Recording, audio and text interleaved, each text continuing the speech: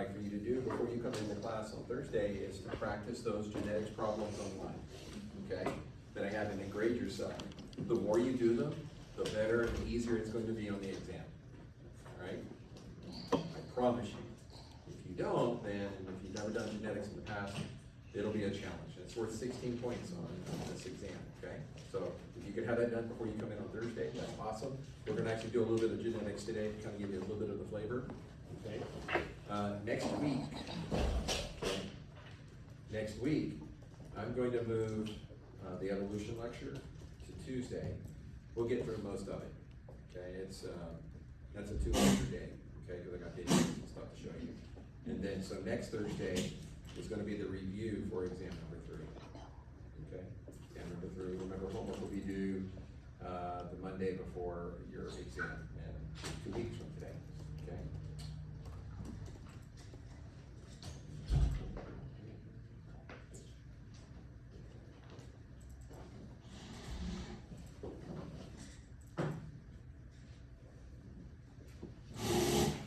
So today is immune system. All right, listen to me very carefully. On this lecture, it's only like the first 6 or 7 slides that I'm holding you responsible for this exam. And from those first 5 or 6 slides, what we call the first line of defense and the second line of defense, okay? There'll only be one multiple choice question on the test. All right? The reason we have to teach, the reason I want to teach this, but we also have to, is because in our curriculum, this is included for the students who are going to go on into nursing, okay? So the last part of this lecture is mainly towards the nursing students to enhance them so they do better at the next level, but it's also for you to try to understand how your body's immune system works, okay? So you're gonna get some good information out of this, okay? But I'll tell you to concentrate on the first line of defense and the second line of defense. So the organ system is your immune system that protects our body by recognizing and attacking specific kinds of pathogens, antigens. You guys ever heard that word before, an antigen? An antigen is anything that invades your body, okay? And it could be a pathogen, it could be a fungus, a bacteria, a virus, retrovirus. They even attack cancer cells. So we're gonna look at the first line of defense, the second line of defense, and the third line of defense. First line is the easiest.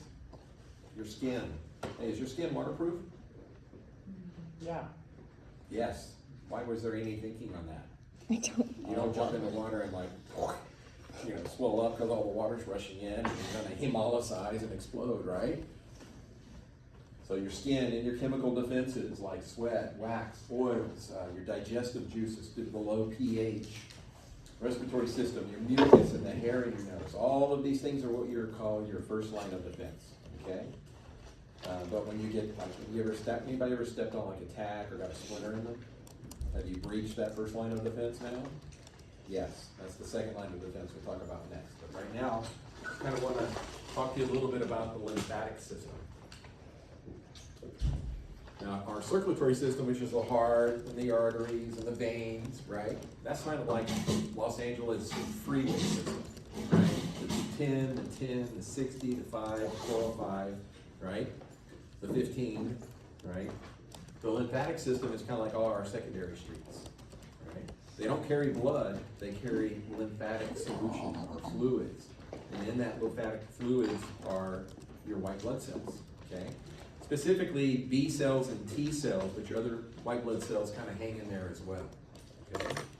Now, I have to give you a little bit of information now for the third part of this, which I won't test you on, but I just need to give it to you now. Have you guys all heard of lymphocytes before? Red blood cells are called erythrocytes. White blood cells are called leukocytes, white. And then there's 5 types of white blood cells that I'm going to show you here. Yeah,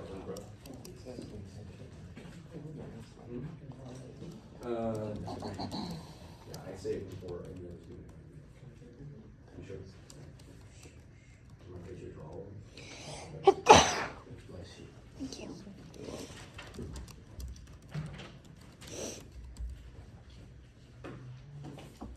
So, have you guys all heard of, here's the lymphocytes, okay?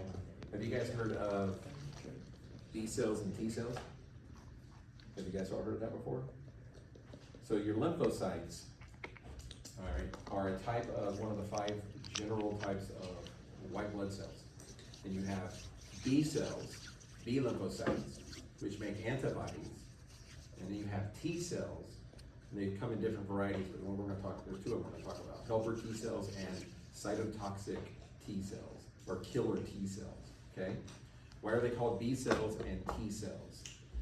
The reason they're called that is because, first of all, both of those 2 types of cells, the T cells and the B cells, they all get matured, they all get born in your bone marrow, okay? And then your B cells actually mature in your bone marrow,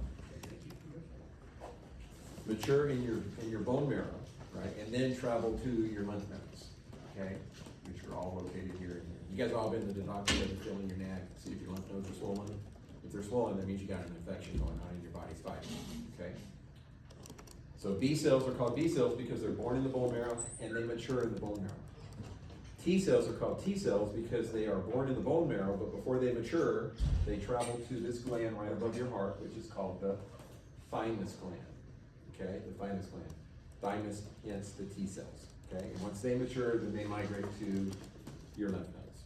Khalil? This brings us to our second line of defense. This you do need to know, okay? Does anybody here have allergies? Baby. Yeah. What do you take to offset your allergies? Allegra. Allegra? What is Allegra? An allergy medicine. An anti what? Anti what? Antihistamine. So why do we need to take an antihistamine? Because our Because cells that are being attack. infected are releasing histamine, okay? Now, what does histamine do? I'm gonna show you here in a second. So your second line of defense is made up of primarily phagocytic cells. What's phagocytosis mean? The Cell eating. eating. So this will be your neutrophils and your monocytes, which I'll show you in the next section. And then they have these natural killer T cells that will actually recognize virus-infected or cancer cells and attack them, okay? We're gonna concentrate on this first one. You guys like SpongeBob? Yeah. Yeah, I'm gonna show you SpongeBob here in a second. So here are our white blood cells. These 3 right here are called granulocytes because they got these little granules in them, okay? The neutrophil is your most common white blood cell in your body. 60 to 70% of the blood smear of your white blood cells are gonna be this, okay? They're phagocytic. The eosinophils and basophils, very low numbers, okay? These 2 groups, the monocytes and the lymphocytes, here's your B cell and your T cell, we'll talk about that later. Notice how big that nucleus is and how much little cytoplasm they have? These are the thinking cells, they gotta learn, right, and make antibodies, kill infected cells. But this beast right here, you see those little branches coming out? What do you think those things are called? How does an amoeba move? Pseudopodia. So those are pseudopodia, so these are phagocytic, amoeba-like white blood cells. You notice the kidney being shaped? These guys are eating machines. Here's what they look like under a microscope. Again, I'm not gonna test you on this, but for anatomy students, you guys gotta be able to identify these things underneath the microscope when you take class. Here's your basophil cell, it's got 2 lobes, lots of purple granules in it. Here's your eosinophil, it's got 2 lobes, but you can't see them because the granules are so big and dominating. And here's your neutrophil, phagocytic cell, makes up 60 to 70% of a blood smear. These are called the granulocytes because they got granules. Here's your lymphocytes, B cell or T cell. Notice how big that nucleus is and very little cytoplasm. Why? They're the thinkers, they need a big brain. And here's your monocyte. This is the Pac-Man. See this kidney bean shaped nucleus? These guys do a lot of eating. So when you step on a nail or you get a splinter, right? What happens? This is called the inflammatory response.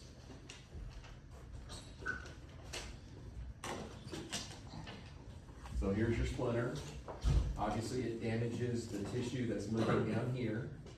All your skin up there has many layers, so it's called stratified squamous epithelium. Stratified means there's many layers versus simple, 1 layer. Squamous means flat, okay? And epithelium just means tissue. So this is your stratified squamous epithelium. Once you puncture that, on the end of that splinter, there's gonna be some bacteria, possibly mold, fungus, whatever, virus, it could have anything. In this case, it's got bacteria. The cells that are living, once they get damaged, they release histamine. Why? They're saying, help me, we need help. So here's your capillary. Your capillary has a single layer of cells, so it's not stratified, it's simple. They are flattened, simple squamous epithelium, okay? And this is where your capillary and your blood exchange with your oxygen and your CO2 being picked up takes place, in your capillaries, right? When that histamine is released, it causes those capillaries to vasodilate. They stretch out, they get thin, and they even have some openings, little tiny openings that your white blood cells and monocytes can migrate through. These guys are like amoebas, right? And an amoeba is a lot like an octopus, right? Does anybody know anybody's ever had a pet octopus? Do you have a pet octopus? I wish. Octopi are awesome creatures, and they taste pretty good too. A good friend of mine, Tom Even, who was at Cal Poly teaching when I was there as a grad student, he was doing his PhD on macroinvertebrates and an aquatic system. And up at UC Santa Barbara, you know, they have a big old giant lab.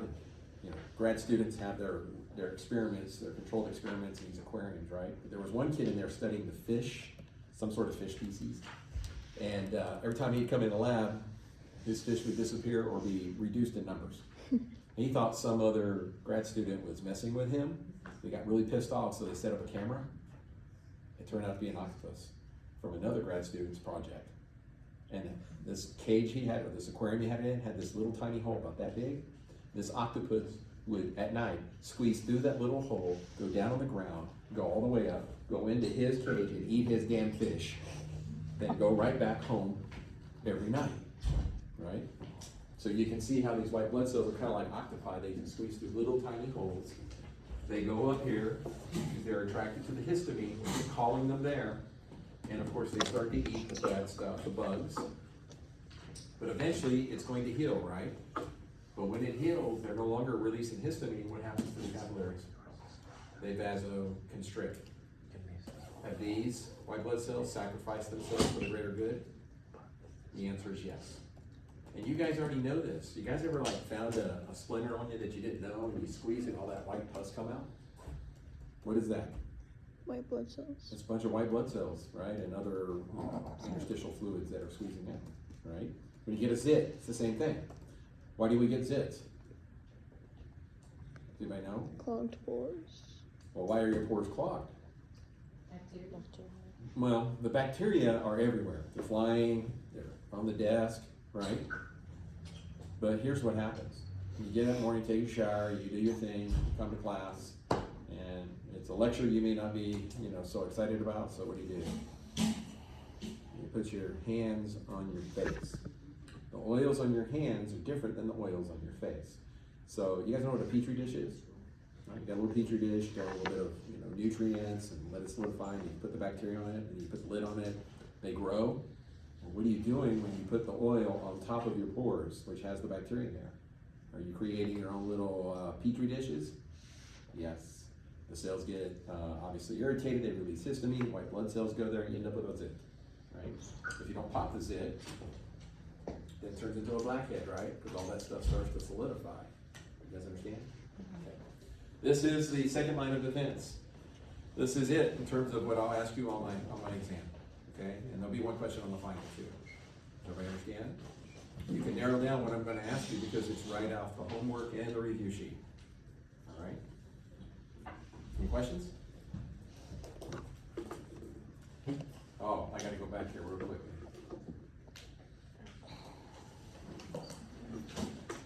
See where it says internal innate defense. Do you guys know what the word innate means? Natural. Give me a little more. You're born with those instincts. Mm-hmm. You're born with it. That's what innate means. For instance, when I first started getting into herpetology, we were going out in the desert and catching snakes and photographing. We were catching these geckos, and I'm like, I'm gonna take some of these home and keep them as pets. So I kept 2 males, 2 females. But it turned out the two females were pregnant, gravid with eggs, and they laid those eggs. So I took the eggs out of their cage, put them into a little container with some vermiculite, some moisture, and I put them in a completely different aquarium on the other side of the room, because I didn't want them to hatch in there and then the parents maybe eat them. Not that they would. And here's the thing, if you ever seen a gecko eat or hunt or stalk, it's kind of like a cat, moving slowly towards its prey items to ambush it, tail moving back and forth, and geckos eat the same way. When the babies hatched, I mean, they're little tiny guys about yay big, there were no parents in there. They were on the other side of the room. And when I took little pinhead crickets and threw them in there for them, guess how they hunted? Just like the parents. That's the innate ability for them to, not have any parental care when they're born, right? And so what would happen to a baby gecko who didn't know how to stalk and hunt? Die. So those genes go bye-bye, right? You guys see how that works? Okay.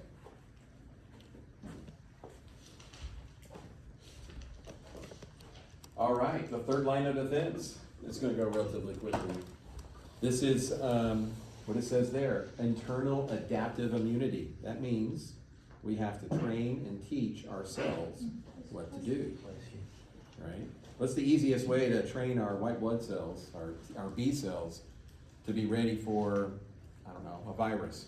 Vaccines. Get a flu shot, get a vaccine, get the COVID shot. You're prepping your body, after your shot, you may have some soreness, you may kind of feel a little off your game, right? We all get infected get influenced by these vaccines all differently, but it's for the greater good, right? Because if you didn't have that preparatory getting ready for what could possibly happen, then when you do get it, then you're gonna be miserable. Miserable, is what you're gonna find out in this lecture. So this is where we're gonna talk about T cells and B cells. Where are both T cells and B cells made? Bone marrow. In the bone marrow. Where do B cells mature? Bone marrow. In the bone marrow. Where do T cells mature? Lymph nodes. In the thymus. Thymus. Okay. Once they've matured, then they can migrate to the lymph nodes. So here are the different types of lymphocytes. Here's our B cells, and B cells specialize in making antibodies. Okay, and I'll explain what those are in a minute. There are different types of T cells. There are even more than this. Like my son, when he was working at Cedars-Sinai, do you guys know anybody who has like irritable bowel syndrome, colitis, Crohn's disease, anybody like that? You guys know that? Yeah. It's where they have really bad tummy issues, right? And the question is why is that happening? And there's some indication that it's an autoimmune, where your white blood cells become overly active in those areas. And so my son was working with a research professional to try to deactivate what they call the T regulatory cells, right? To stop the own immune system from overreacting to whatever's causing the inflammation. Does that make sense? So here's your cytotoxic T cells. These guys will kill virus infected or damaged cells because the cells are advertising that they've been invaded. These guys, very important. These are helper T cells. These guys help both B cells and cytotoxic T cells do their job. This is the cell that HIV attacks. If you don't have these, then these two cannot do their job. Okay? An antigen is very simple. Anything that's foreign in your body is an antigen. It could be a virus, a bacterium, a fungi, a mold, right? A pathogen, right? Like malaria. Right? Sperm is an antigen, okay? It's foreign to your body. I have blood up here because it's the easiest thing to explain. If you're blood type O, which most of you are, by the way, you don't have either the A carbohydrate or the B carbohydrate attached to your membrane. But what do you think would happen if you took someone who's blood type A, took their blood and gave it to someone who's blood type O? Their body would attack that blood. Their body would attack it because now that blood type A, because of the A carbohydrate, is an antigen in your body, and it will probably kill you. So knowing your blood type is very important.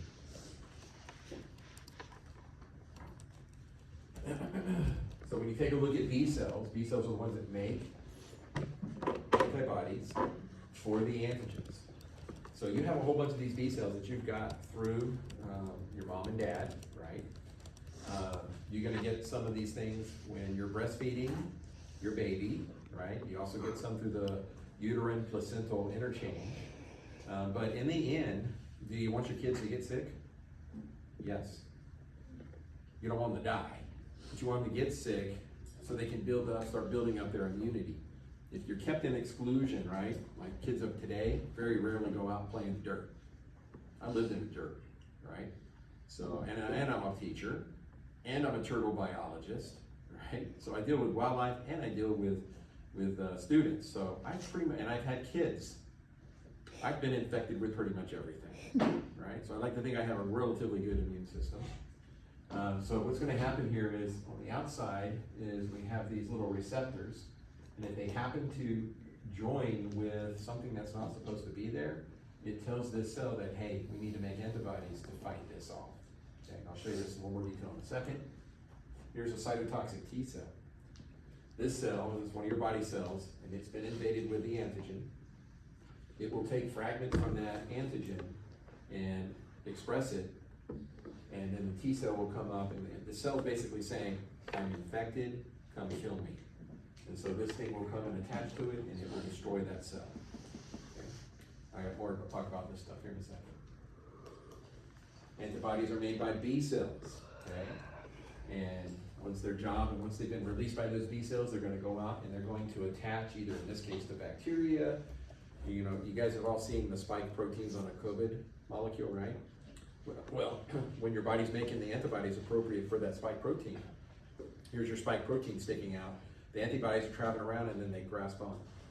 They cover it up. And there could be 100 of them on a virus, and then there'll be 100 antibodies attaching to that, which now prevents it from being able to invade a cell because the tops have been covered up, and then that allows your white blood cells to come over and do its job. It's cool stuff. I'm going to explain this on the next image. What is clonal selection? It's mitosis. When that B cell gets activated by an antigen, it then automatically starts to divide by mitosis. It's going to make hundreds of thousands of itself. The vast majority of them become effector B cells. These cells are the ones who are going to manufacture and release those antibodies straight into your blood. A small portion of them will become what we call memory cells. Memory cells kind of hang around waiting for this antigen to be invaded in your body again. So you get a quicker response because it's already gone through the whole first stage. Does that make sense? Okay. Here's those cytotoxic T cells, okay? Here's your infected cell. It's advertising that it's been infected. It advertises parts or fragments of that virus. Your cytotoxic T cell will attach with it, right? And inside of it is a molecule called peripherin. Peripherin is a protein that is made through the endomembrane system, right? Going from the nuclear envelope to the Roth-ER, transport vesicle, Golgi apparatus, secretory vesicle, and then it excretes out that peripherin, which is going to go and attach to the cell, and it's going to punch holes in that cell. It's going to lyse that cell and kill it because it's infected. How many of you guys have had strep throat? You guys remember having strep throat as a kid? Well, why does it sore? Well, it's because the bacteria, the streptococcus, has invaded your tissues, and your cells in your throat are advertising, I'm infected. So the T cells go there and start destroying them. You think that might add a little pain to it? Yeah, it's like a wound, right? Those helper T cells, the one that HIV attacks, okay?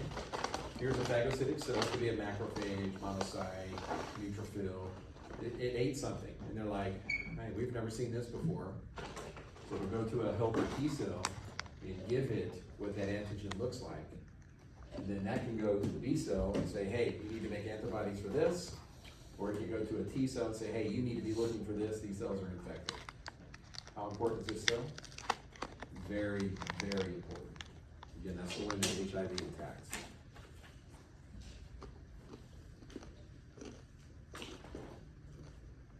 So memory immunity. Let's say you haven't had a vaccine, you've never been exposed to this virus, like COVID.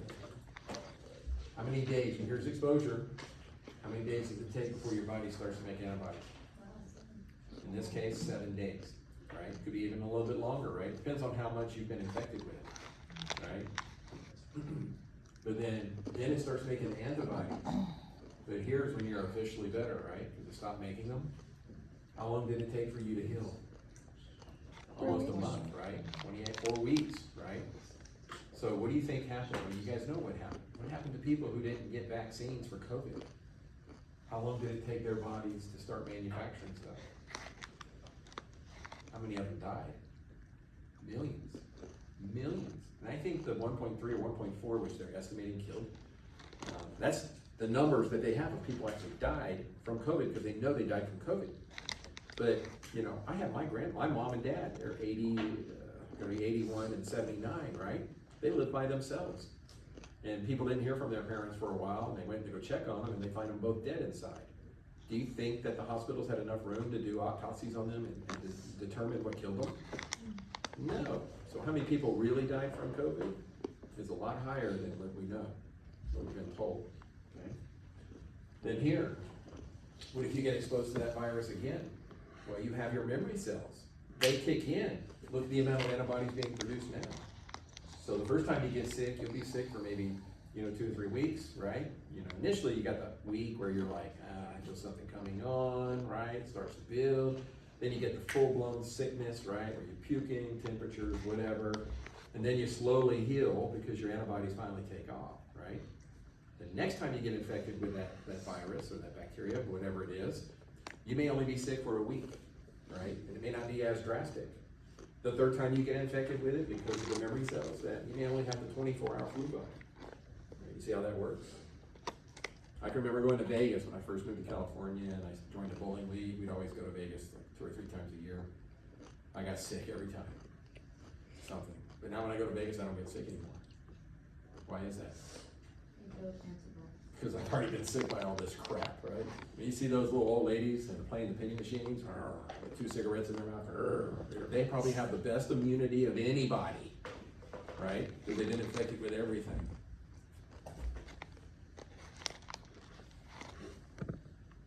You guys all heard of rheumatoid arthritis? Yeah, diabetes, lupus, right? Rheumatic fever. These are all what we call autoimmune diseases. When your own immune system starts to recognize your body parts as being foreign and attacks them, right? My mom has rheumatoid arthritis, right? Where her joints, it doesn't matter. They show hands all the time because the hands get all deformed, right? Because the immune system, our blood cells are attacking your cartilage. Very painful. But it can also happen at any junction, back, legs, hips, anywhere. That's because your body has turned against you. The question is what causes that? And that's the biggest question. I think my mom's case, because there's no history of rheumatoid arthritis in my family that I know of, both the Goodman side and the Browning side. I think it's because of prescription medicines that she's been on her whole entire life, right? You guys remember the story I was telling you about Niece Ayala? How they had to put her in a very clean room. Here's the boy in the bubble. This is the movie that John Travolta played. This young man right here, he had SCIDS, which is severe combined immunodeficiency, which means he did not have any B cells or T cells. He had no immunity whatsoever. And he stayed in that bubble until he was about 18. And that's when he decided he wanted to explore the world, kiss his girlfriend, touch a tree, smell the air. And of course he died pretty soon after that. It's a tough life right there. Obviously, we've talked a little bit about allergies in here. And what happens is when pollen gets into your nasal cavity, it goes to your system, and it activates these cells called mast cells that are loaded with histamine. And once they get irritated with their receptors, they start sending out that histamine, and of course causes all the vasodilation, which leads to the nasally, head congestion, body aches, all that other stuff. Here's the HIV virus. It's called a retrovirus. Doesn't have DNA in it, it has RNA. It has these reverse transcriptase. What does ASE mean? It's a what? It's an enzyme. And then, don't read the word, what's transcription? You guys remember transcription? Remember, RNA polymerase will transcribe your DNA to make the RNA? Well, this is reverse transcription. This causes your DNA and your helper T4 cells to make the messenger RNA needed for the HIV virus. All it takes is one, guys, one that invades a helper T4 cell and then explodes out with thousands, if not tens of thousands, that then go and affect your other T4 helper T4 cells.